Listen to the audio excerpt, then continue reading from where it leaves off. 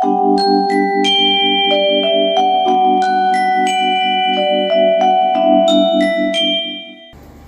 everyone, good day. I am Jana Denise, your discussant for today. Welcome to our new lesson in the course Survey of Philippine Literature in English, where we are going to talk about the literatures after EDSA, year 1986 up to the present.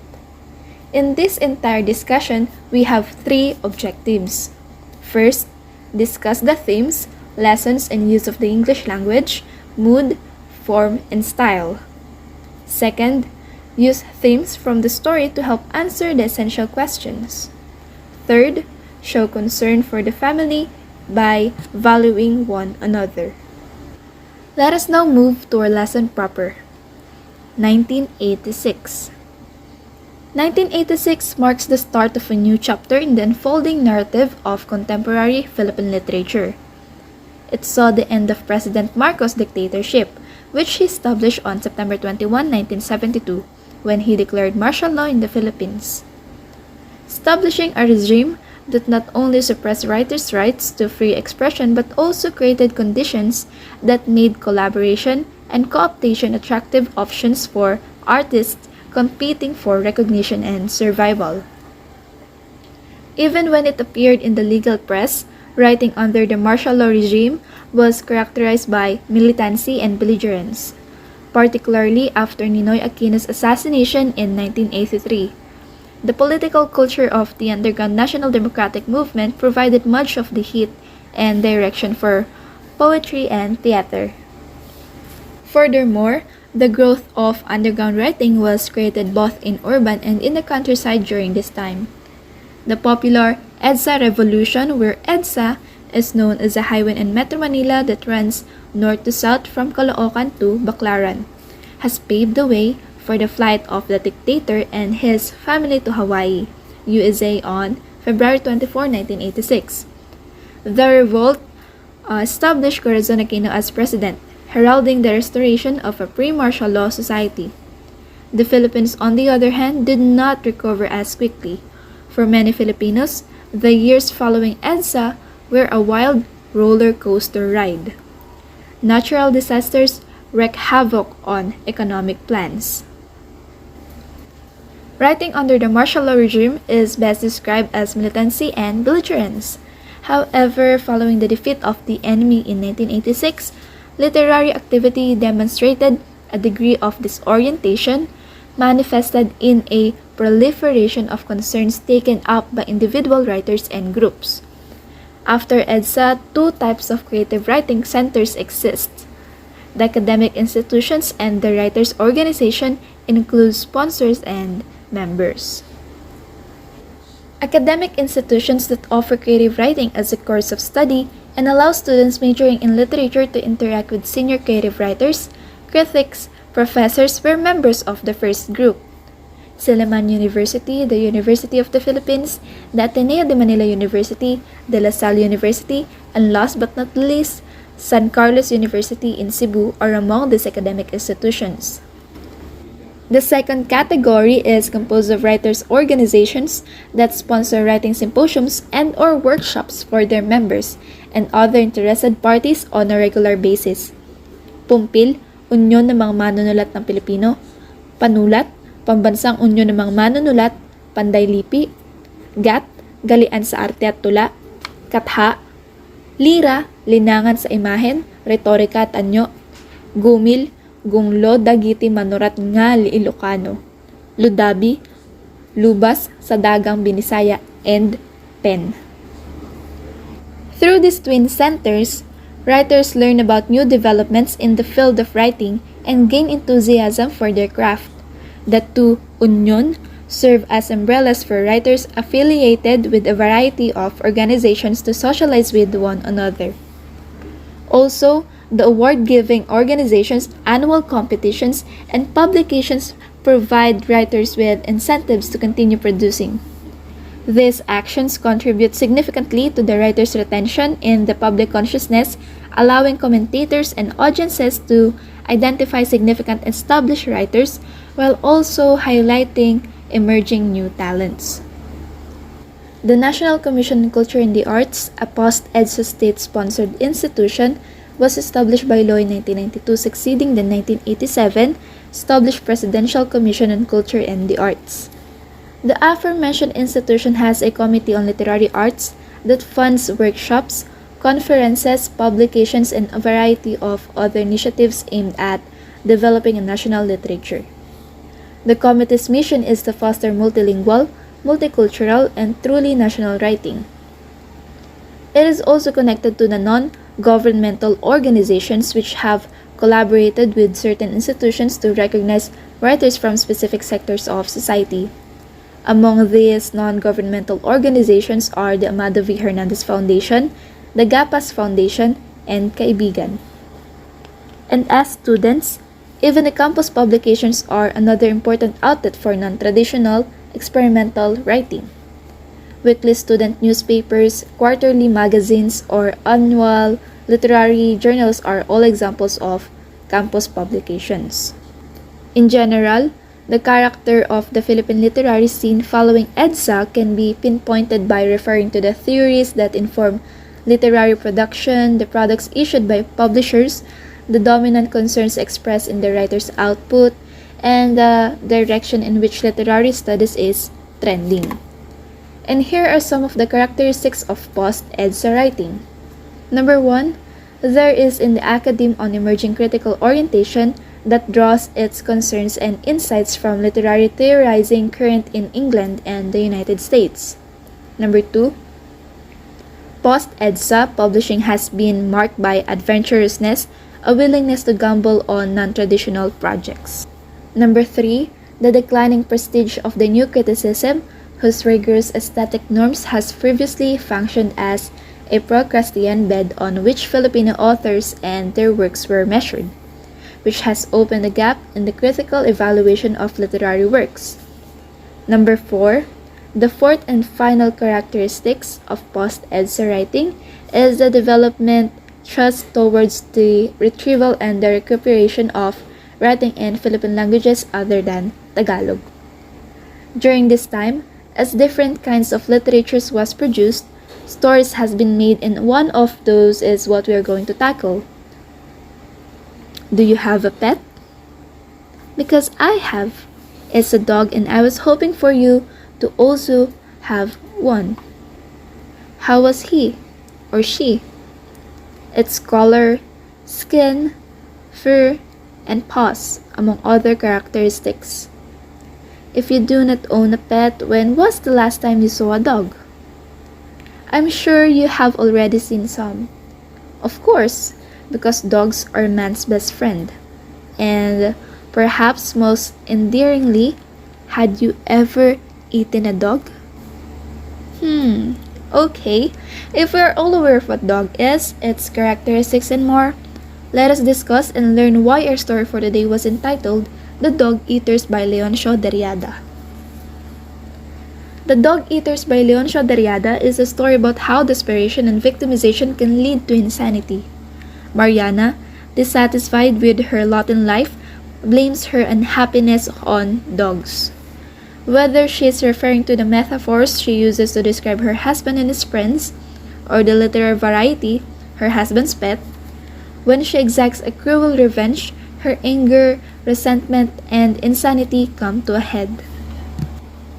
Dr. Leoncio P. Derriada was an award-winning fictionist, playwright, and poet.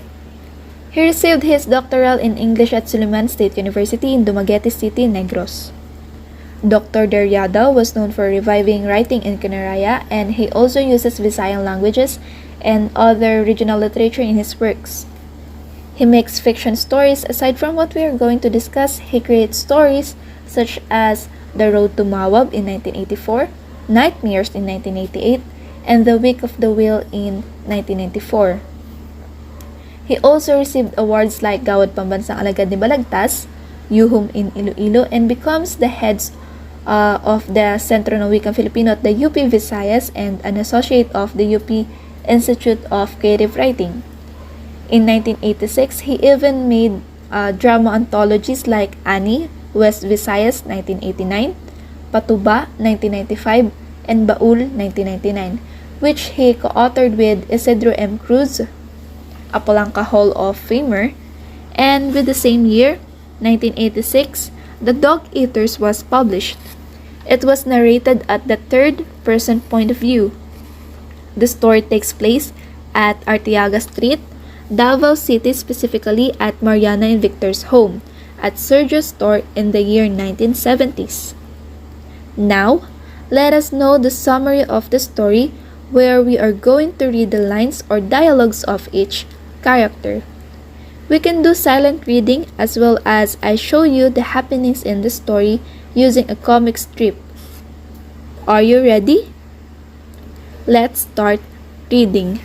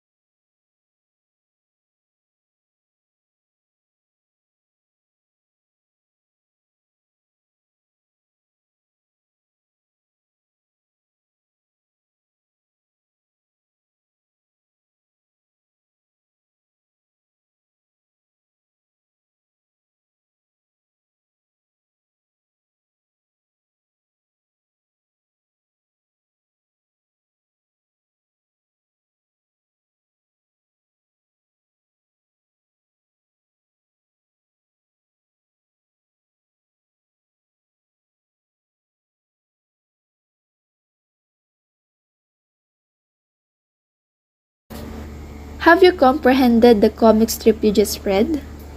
If not, I will retell the dog eater story in its entirety. Victor, who is a former bodybuilder and a club bouncer, married Mariana, who is an undergraduate college because she gets pregnant. Victor and his friends, the dog eaters of Arteaga Street, are always drinking tuba early in the morning at Sergio's store with dog dishes as their pulutan. Mariana was very mad because it is not the life she expected to have. She takes care of their 8 months old and now she's bearing another one in her womb. She can't stand it anymore and tried to abort her child by drinking some herbal liquid which she bought desperately from Aling Elpidia for 40 pesos. She and Victor had a quarrel. Victor threw a bottle of herbal liquid out of the window and it was broken. Mariana pounded Victor with her fist, but the man carried it. Suddenly, Mariana saw Victor's dog, Ramir. She killed the dog. And for a long time living in Arteaga Street, Mariana cried. And that's it. After knowing what had happened in the story, let us now discuss the elements of the Dog Eaters. Starting with, the settings of the story was at Arteaga Street in Davao City on 1970s, and as you all know, the story was written in the third point of view, the plot. In the plot, there are 5 undercategories. For the conflict, the quarrel of spouses because of dogs, unstable jobs, and enough way of living. It is very obvious, especially on Mariana and Victor's situation, and Mariana wants to abort their second child, which is also because of their circumstances as a couple. Next is the complications, which is also evident.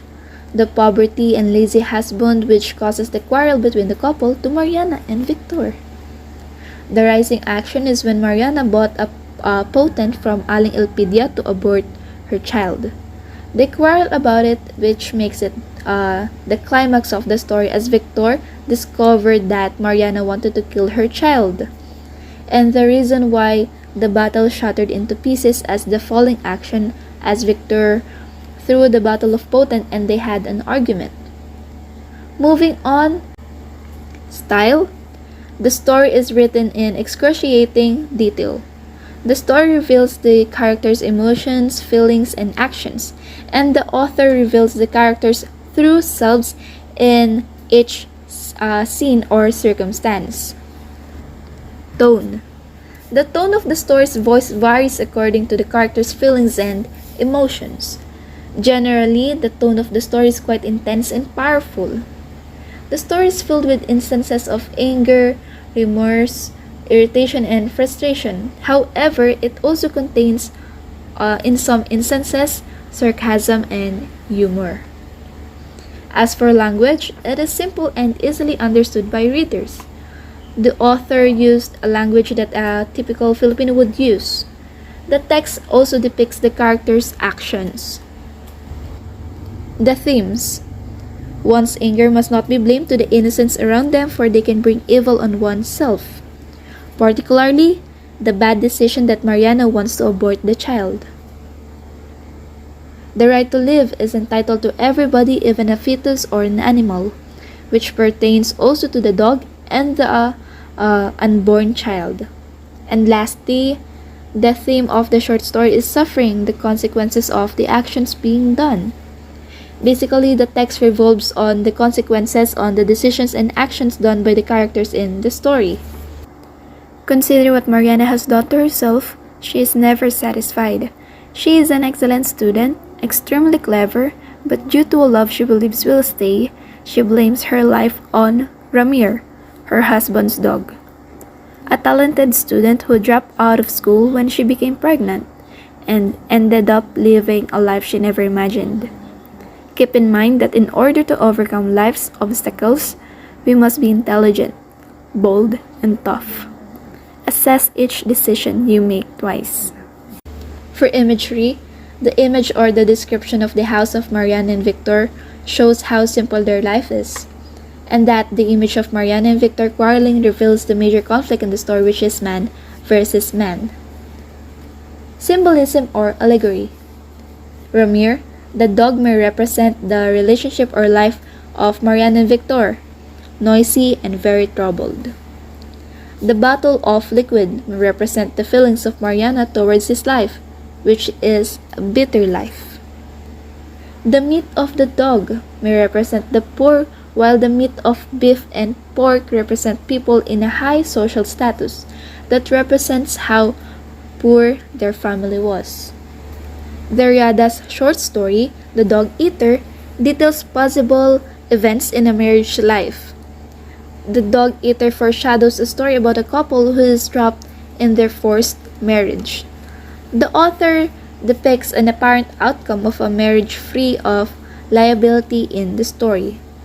And with this, we must learn a lesson that is to develop the ability to work with others, to love each other, and to comprehend anything or anyone in this life. Not necessarily everyone and everything in this world, but to know the circumstances and outcomes of every decision, every word, and actions that each of us will make. I am Jana Denise Domingo, your discussant, and that sums up the lesson for today. I hope you learned something from me. Thank you everyone, and see you on our next discussion about the literature after EDSA from 1986 to the present.